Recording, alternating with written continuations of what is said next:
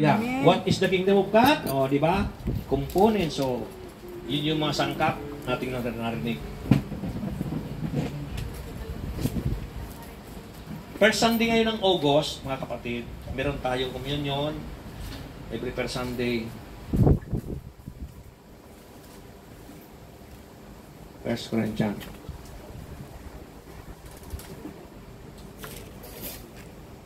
First Corinthians.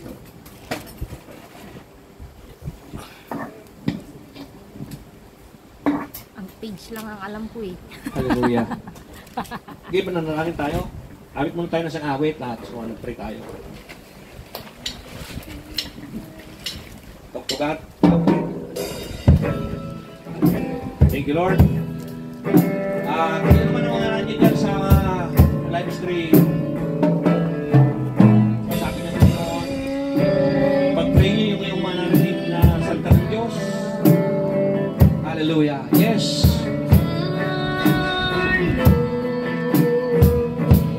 Hallelujah. Talk to God. Talk to God. Oh, yes, Lord.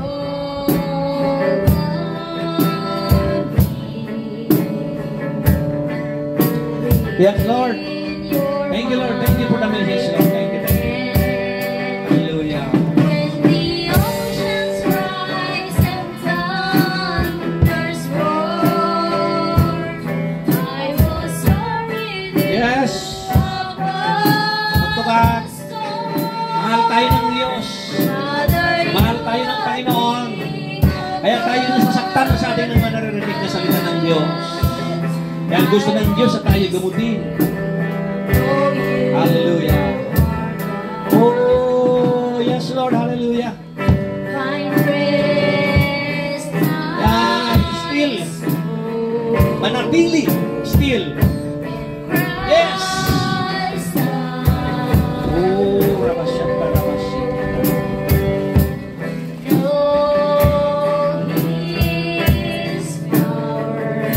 Yes, Lord. Ano man mangyari, kapatid, manatili ka sa Diyos. Yes. Yes, Lord.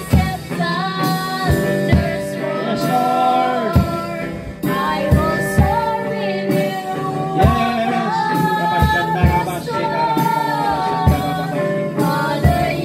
Yes, Lord. Hallelujah.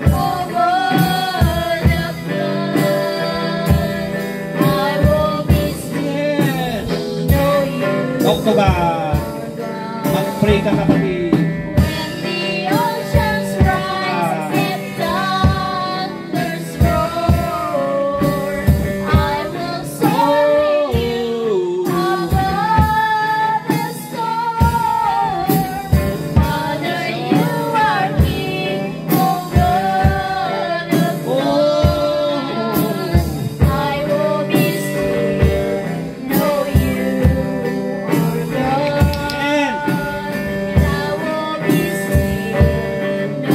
Panginoon, maraming salamat po sa aking mga kapatid na nakinig ngayon. Kapatid, narinig mo ang mensahe ng Panginoon. Kung nasaktan ka man, ginagamot ka ng Diyos. Tanggapin mo maluwag sa puso mo ang mensahe. Sapagkat yan ay may parasing at may kabubuti. Manatili ka sa Diyos, kapatid. Sapagkat ang Diyos ang lumikha sa iyo. Ang Diyos ang bigay ng buhay sa iyo. Marami tayong utang sa Diyos, kaya tanggapin mo ang lahat ng Kanyang sinasalita. Hindi po pastor ang salita, kundi ang Diyos. Busis lamang ng pastor ang narinig mo, kapatid. Busis lamang ng pastor. Nagpagamit nga lang ako sa Panginoon. Kaya yung lumabas na busis na yon, ay galing sa Diyos. Kaya kapatid, kung nais mo matiwasay, magandang iyong buhay, gawin mo yung mga narinig mo upang ikaw ay magtagumpay kasama ng iyong mga mahal sa buhay, kasama ng iyong hanap buhay. Kapatid, mahal ka ng Diyos. Hindi mo maririnig ang aral na ito kung hindi ka mahal ng Diyos. Sapagkat ang Diyos na makapangyarihan sa lahat, ang Diyos ng naghihimala. Kaya Panginoon, sa oras na ito, aking dalangin po aking mga kapatid na narito ngayon, maging sa ibang bansa, sa ibang lugar na kung saan man sila naroon ngayon. Pagpalain mo sila, Panginoon, itanim mo sa kailang puso, iukit mo sa kailang puso ang mensahe na narinig nila, Panginoon. Upang ang lahat ng ito ay tunay nga, O Diyos, na mag-glorify na iyong pangalan. Ibigay mo, Panginoon, ang nararapat para sa kanila. Na kung saan binigyan mo sila ng kapangyarihan, binigyan mo kami ng kapangyarihan upang mamahala sa lahat ng hayop. At kami po ay naging rulership according sa relasyon namin, Panginoon, sa iyo. Kaya salamat ng marami, Panginoon, sa authority na ibigay mo sa amin. At lobi mo na, Panginoon, ang lahat ng aming mga inihiling sa iyo ay patuloy mo, Panginoon, pagkaloob sa amin. May mga karamdaman dito, pagalingin mo po sila, Panginoon. Sapagkat ikaw ang Diyos ang papagaling. Maraming salamat, Panginoon. Naagi ko, Lord, ang tagumpay ng aming panalangin. To God be the glory, in Jesus' mighty name we pray. Amen. Yada natin yung communion.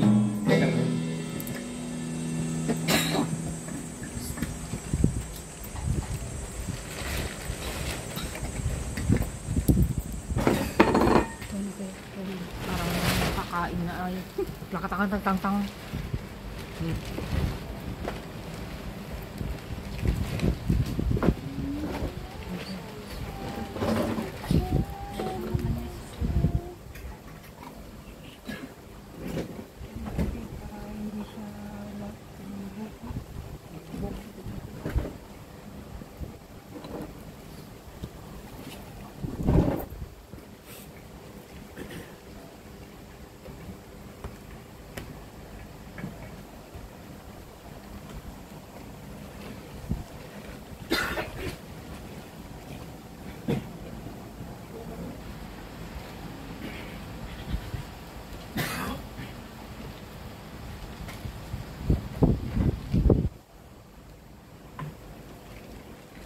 Kanino ko, Ate Marie? Ate Marie? Ha?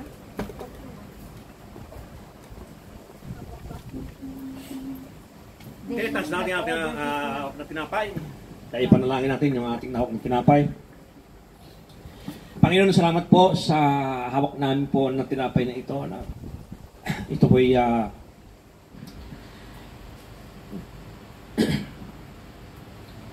instrumento mo po, Panginoon, na kung saan ito po yung tinapay na kung saan ang iyong buhay, ang iyong katawan ay inihandog sa krus ng Kalbaryo.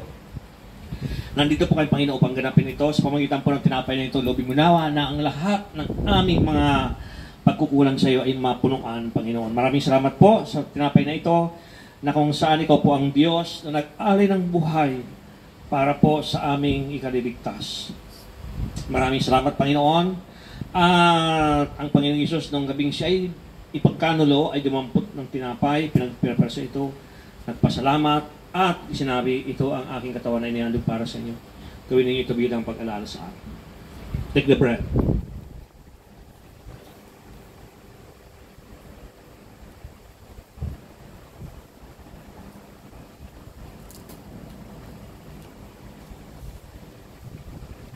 Lift up the cup. Lord, salamat po sa dugo na inibinunos mo sa krus ng Kalbaryo para alisin po, tubusin po ang aming mga kasalanan. Niredeem mo po ng Panginoon. Ito po ay aming itinataas ngayon upang pagtinig po namin ito, Panginoon, ay tunay nga o Diyos na mawala po ang aming mga doubt. Lahat ng mga witchcraft na aming sinasalihan pa o kami may sumasali sa witchcraft, lalo naman sa mga nanonood. Alisin mo nito, Panginoon, sapagkat isa lang po ang aming paniniwalaan, kundi ikaw lang, Panginoong Isus. Kaya sa pamagitan ng kapangyarihan mo, Panginoon, ito po, ako yung naniniwala na ikaw po ang Diyos na nag-alay ng buhay sa krus ng Kalbaryo. Ibinuhos mo ang iyong lahat ng dugo upang tubusin ang lahat ng nabubuhay sa mundong itong mga tao na binigyan mo ng buhay. Maraming salamat, Panginoon, at tinangkin na po namin na kung meron man kami mga karamdaman ngayon, Panginoon, ano man naman may mga naramdaman, kahinaan, panghihinang katawan. Sa pamagitan po ng dugo na ito, Panginoon, na instrumento ng iyong katawan ay tunay nga o Diyos na kami po ay gagaling sa pangalan ni Jesus. Ngayon din naman, matapos mga puna na hinawakan niya ang saro at sinabi, ang sarong ito, ang bagong tipa na pinagtitibay ng aking dugo. Tuwing inumin ninyo ito, gawin niyo bilang pag-alaala sa atin. Cheers.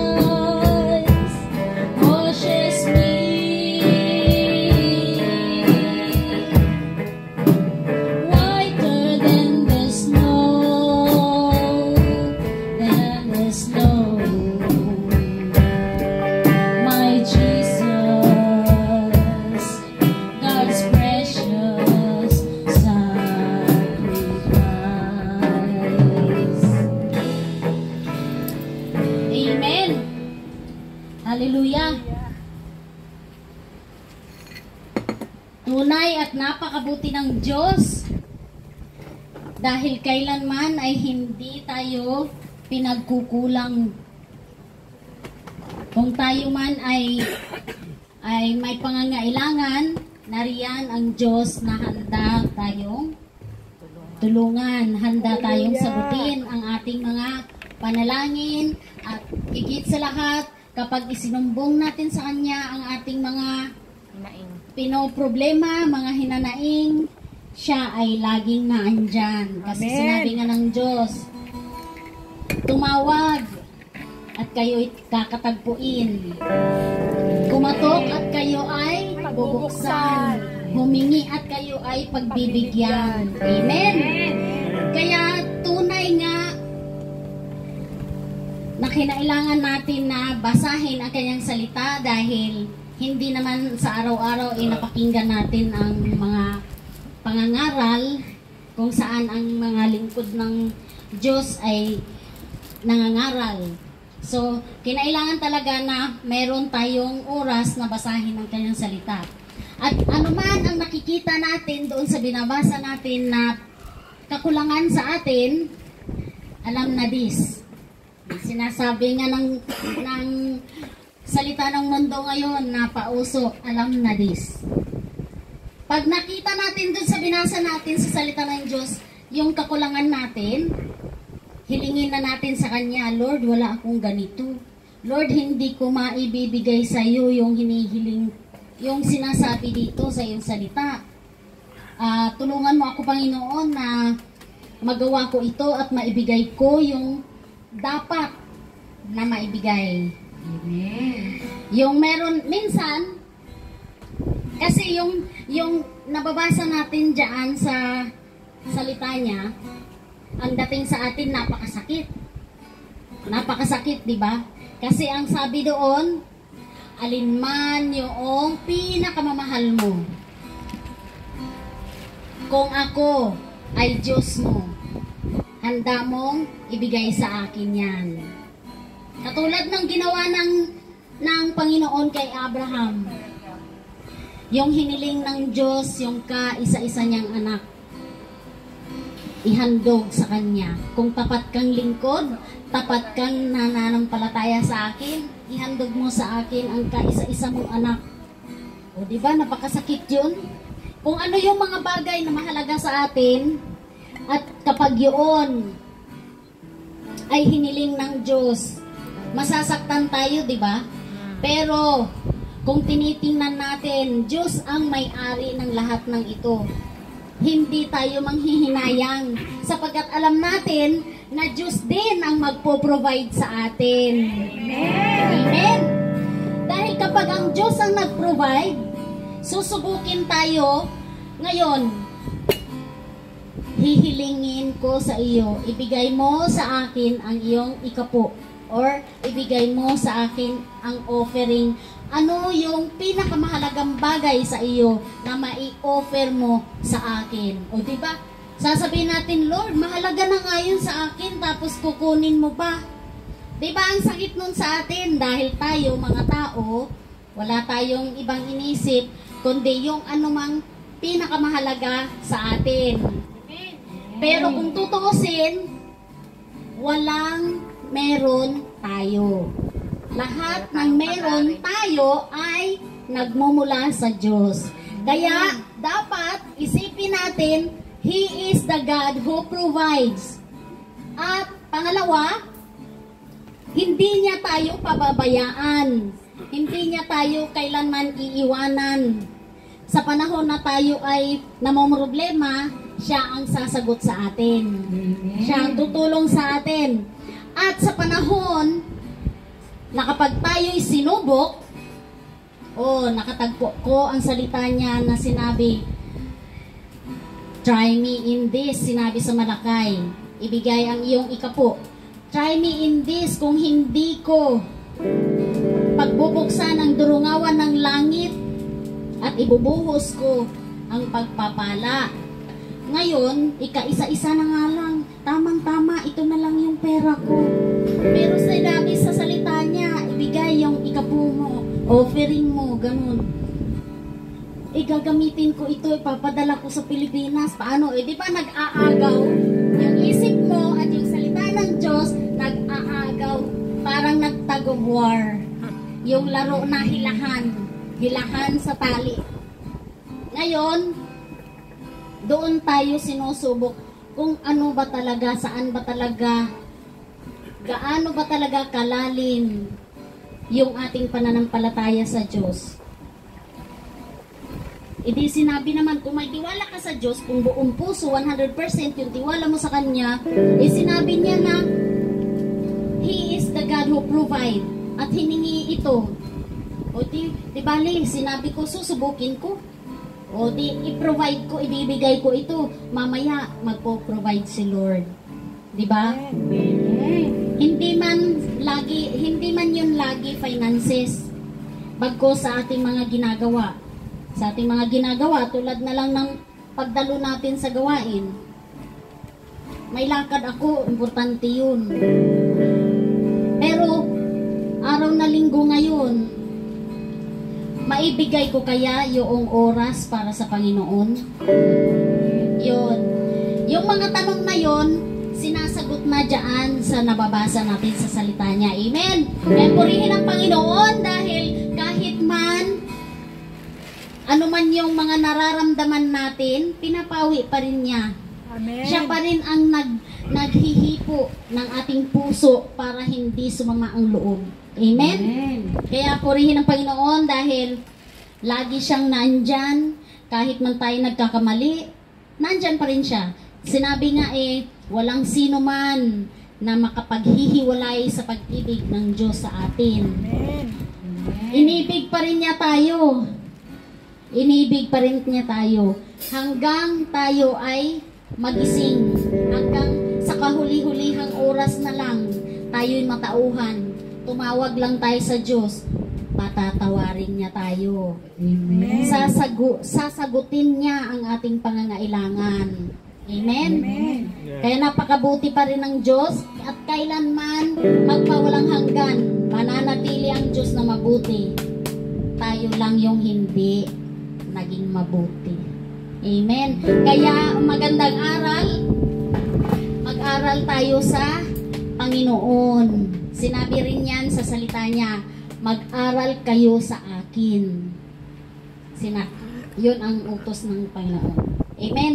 Kaya Lord, narito at tinanggap at iniaabot namin sa iyo ang aming ikapo at ang aming offering. Nawa ito, Lord, ay katulad ng salita na sinasabi mo na ito ay pagyayamanin. Pagyayamanin sa anumang paraan na ito ay nakakalugod at na umaayon sa iyong kalooban. Amen, Lord. Hallelujah. Dahil sinabi mo nga, bring the tithes unto the storehouse so there will be food in your house, O God. Kaya, Lord, maraming salamat dahil ang mga bagay na ito ay alam namin na hindi kami ang pinagmulan, bagkus ang lahat-lahat ay nanggagaling sa iyo at pahiram mo lang sa amin. Kaya maraming salamat, Panginoon, at patuloy mo kaming bigyan ng puso na may galak na maibigay namin sa iyo ang iyong hinihiling. Dahil alam namin, Panginoon, wala kaming dapat panghihinayangan pagdating sa iyo dahil kayo ang Diyos na siyang nagpo-provide sa amin. Amen, Lord. Kaya, hallelujah, purihin ang Panginoon dahil sa patuloy na kabutihan na pinamalas niya sa bawat isa sa pangalan ng Panginoong Jesus. Amen. We give the sacrifice of praise to the house of the Lord. We give the sacrifice of praise unto the house of the Lord. As we offer unto you the sacrifices of thanksgiving. As we offer unto you the sacrifices of praise.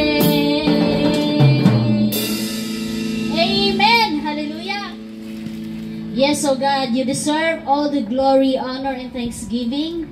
We pray, O God, that everyone is blessed today. Sapagkat sinabi mo nga sa iyong salita, Panginoon, hindi kahit saan man mahagilap ang blessing. Sapagkat ang blessing ay nagmumula sa iyo. Kaya marapat lamang, Lord, to seek first the kingdom of God, and all these things shall be added unto us, O Lord. Amen. Blessing sa anumang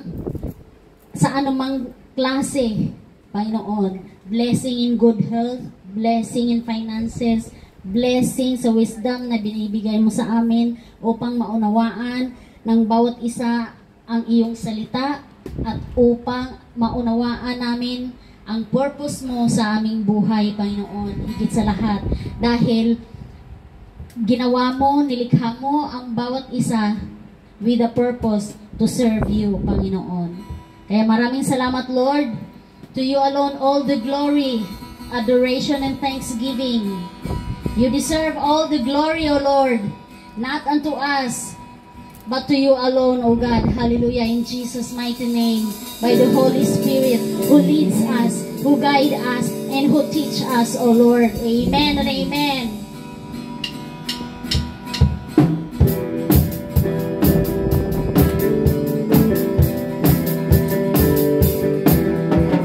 Water you turned into wine. Open the eyes of your blind. There's no one like you, none like you. Into the darkness you shine. Out of the ashes we rise. There's no one like you, none like you. Our God is greater, our God is stronger. God, you are higher than any other. Our God is healer, awesome in power. Our God, our God. Into the darkness you shine. Out of the ashes we rise. There's no one like you, none like you. Our God is greater, our God is stronger. God, you are higher than any other. Our God is healer, awesome in power. Our God, our God. Our God is greater, our God is stronger. God, you are higher than any other. Our God is healer, awesome in power. Our God, our God. Our God is greater, our God is stronger. God, you are higher than any other. Our God is healer, awesome in power. Our God, our God.